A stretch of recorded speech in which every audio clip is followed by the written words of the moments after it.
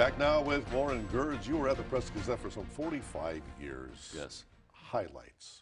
Highlights. Major memories. Major memories. One was an interview with Dolly Parton. Really? At the arena. She was the opening act for Mac Davis. And that Dolly opened for Mac and not the other way around. Correct. She was just coming off her time with Porter Wagner. And so she was making her break in her career.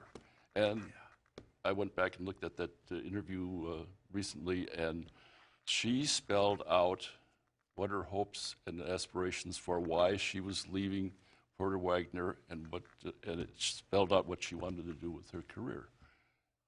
And this was just for a local reporter in Green Bay. It was not for national consumption at all. It was just, and she just sat across from one another in her bus and talked, and she.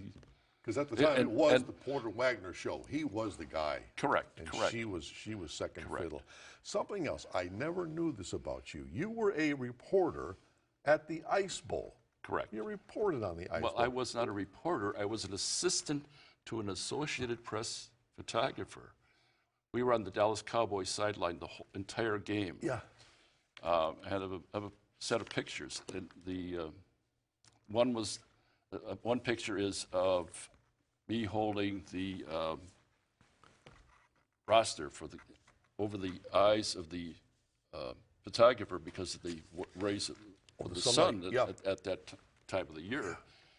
And he snaps a picture, and so on ESPN it was a 30-year anniversary, and it was the first time I saw myself on the sideline. I mean, stop action and take a picture, and there's Don Meredith, and the ball's in the air. He's fumbling.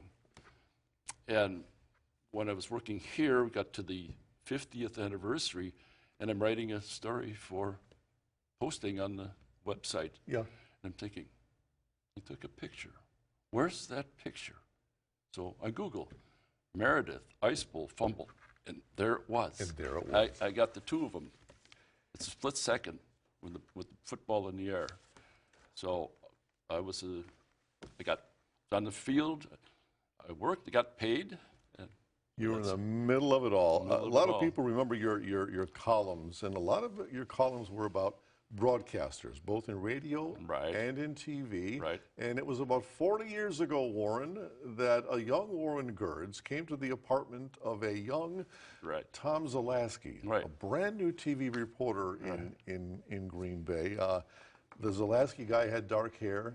The Gerds guy had dark hair. People really took to those columns, and there we are. There we are. You got a dark mustache, and there's the column when I first arrived here at. There's the one. Yeah, that's the one. Look at that. You got the dark mustache.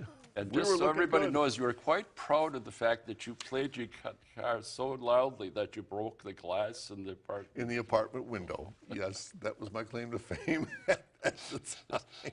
Very memorable. Yeah.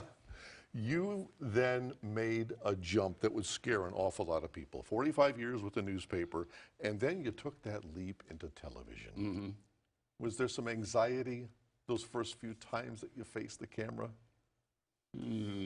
Or did you you knew your subject so well that you could do it in any media? No.